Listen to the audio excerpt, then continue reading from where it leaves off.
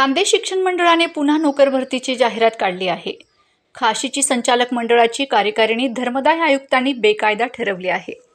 त्यामुळे त्यांना ही नोकर भरती करता येणार नाही। धर्मदाय आयुक्त यांनी 2 निर्णय दिले, त्यापैकी एका निर्णयावर स्थगिती आहे, मात्र दुसऱ्या निर्णयावर स्थगिती नाही। त्यामुळे संचालक मंडळाचे कामकाज बेकायदेशीर आहे। निव्वळ लाखो रुपयांची तोडीपाणी करता यावी यासाठी हा खेळ सुरू असल्याचा आरोप दिलीप जैन व लोटन चौधरीने केला आहे।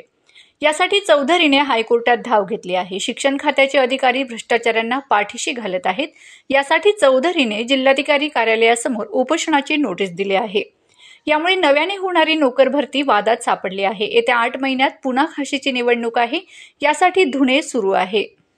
पण हा डाव उधळून लावू असेही चौधरींनी म्हटले आहे। 26 कर्मचारी बोगस भरती प्रकरणी हायकोर्टात सुनावणी होणार आहे।